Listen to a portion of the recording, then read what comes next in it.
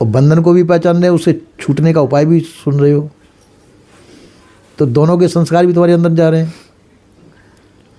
और सोने के अंदर कितनी महत्ता है सोने की, वो भी तुम्हारे अंदर बैठी हुई है। उसको रोज परख रहे, सोने के प्रति हमारा मोह कितना है। और उसको तोड़ना भी, तो तोड़ने की कला भी तुमको सिखा रहे हैं, तो ये भी कला है, पर उसको तोड़ क्यों नहीं पा रहे कि मोह हमारे अंदर तोड़ने से ज़्यादा बना हुआ है।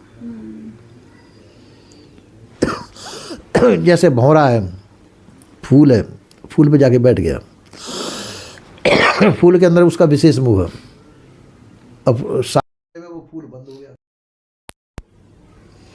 अब भंवरा उसके अंदर बैठा रहा। उसने कहा, अब वो उसको तो काट सकता है, बहुत पंखड़ी मुलायम होती है कमल की, तो उसको काट करके, जब काट को छेद कर दे के निकल जाता है, भौरा काट देता है, तो वो कमल की पंखड़ी क्या चीज़ है, उसको काट करके वो निकल सकता है बाहर, पर उसमें इतना वो मोहित हो जाता है कि वो उसको काटता नहीं है।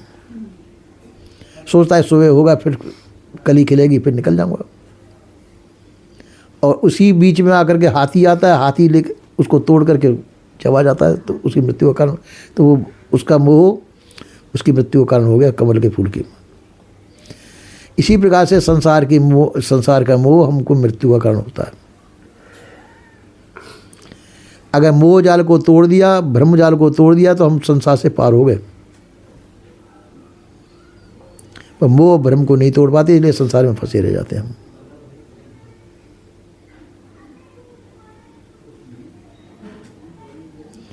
मोह ब्रह्म को छोड़ के हम संसार में बंधेंगे क्यों? फिर तो संसार से छूट ही जाएंगे। संसार के लोग फंसाएंगे, माता पिता भाई बंधु सभी फंसाना चाहेंगे, पर यदि हमारे अंदर ज्ञान बोध विचार नहीं तो हम नहीं फंसेंगे, और ज्ञान बोध विचार नहीं है तो फंस जाएंगे। कोई फंसे हुए भी निकल जाते हैं, संसार में फंस जाते हैं, फंसे हुए भी तोड़कर संसार का मोह निकल जाते हैं। गोपी चंद भरतरी वगैरह संसार के मोह को त्याग कर साधु हो गए। तो संसार में फंसना और निकलना अपने हाथ में, किसी दूसरे के हाथ में नहीं है। संत गुरुजन तो खाली ज्ञान बोध विचार की शिक्षा देते हैं, शक्ति सामर्थ्य देते हैं, और फिर निकलना न निकलना अपने हाथ में होता है।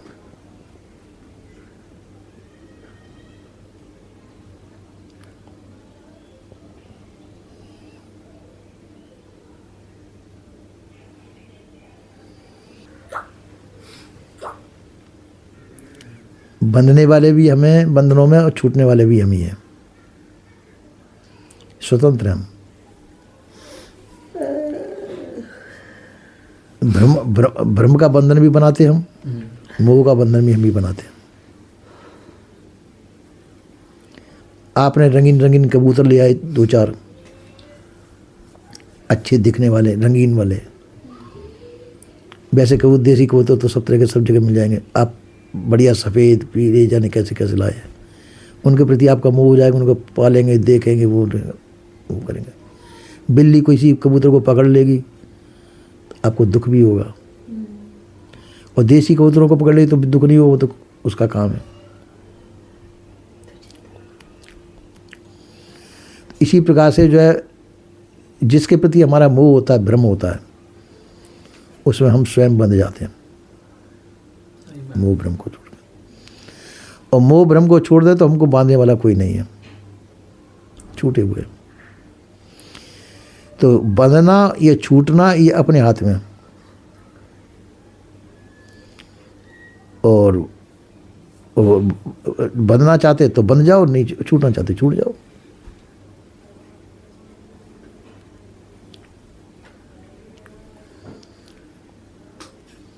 ऐसा है।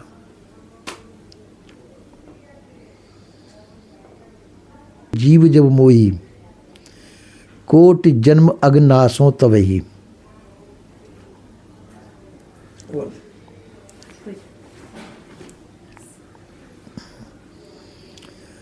रावण ने कहा है कि राम जी ने कहा है रावण में कि सन्मुख जीव होए जब मोई, मेरे सन्मुख जीव जब हो जाता है तो करोड़ों जन्मों के कई पापों को मैं नाश कर देता हूँ।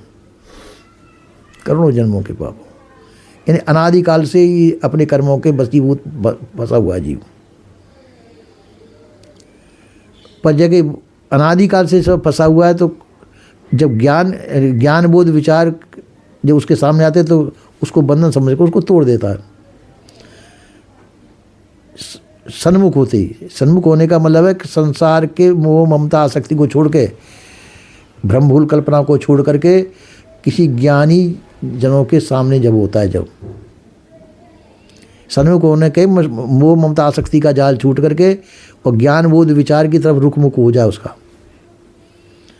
और ज्ञान दाता की तरफ उसका रुख मुख हो जाए, वो ज्ञान समझ में आए, तो वो ज्ञान जो उसके मोह जनित बंधनों को काट देगा।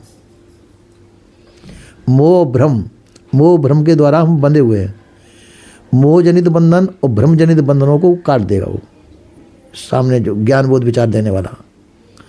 तो इसलिए राम जी ने कहा सन्मुख हो जीव, जब जीव मेरे सन्मुख होता है, मतलब मेरे ज्ञान बोध विचार के सन्मुख होता है, तो करोड़ों जन्मों के पाप जिनसे वो बंधा हुआ जीव है उसका नाश हो जाता है, वो बंधन से मुक्त हो जाता है।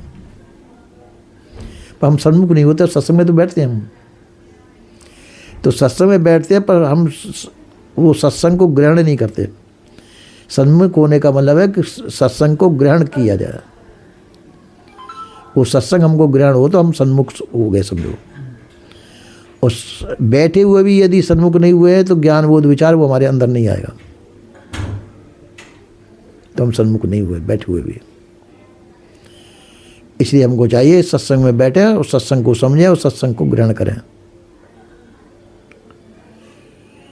और मोह ममता आसक्ति पर बात सत्संग को ग्रहण नहीं होने देती है। संसार का जाल है, संसार का जाल हमको ग्रहण नहीं होने देता है, इसलिए हम संसार से नहीं छूट पाते। मोह का और भ्रम का जाल बहुत बुरा जाल है, और ये भ्रम का जाल जो है हमको संसार से नहीं छूटने देता। या तो हम भ्रमित हैं या मोहित हैं संसार में, इसलिए वो हमको छूटने नहीं देता है। मोह भ्रम छोड़ देंगे तो फिर संसार से फिर कल्याण हो जाएगा।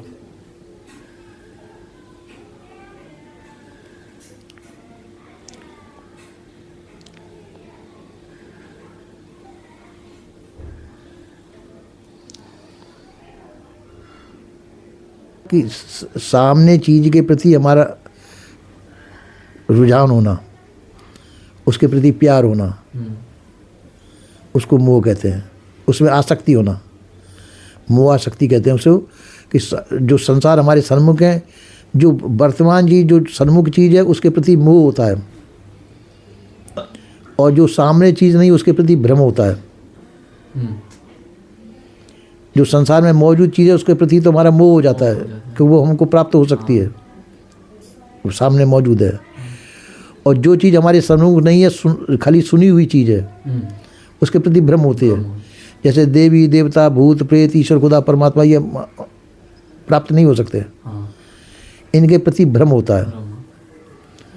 और जो प्राप्त हो सकते हैं, जिनको देख सकते हैं सुन सकते हैं, जो प्राप्त है उसके प्रति मोह होता है।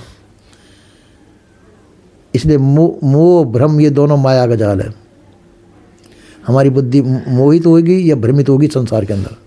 संसार के अंदर मोहित होते हैं या भ्रमित होते हैं, मोह और भ्रम के कारण ही संसार में बंधे हुए हैं। और मोह भ्रम हमारे अंदर छूट जाए तो हम संसार के बंधन से छूट सकते हैं।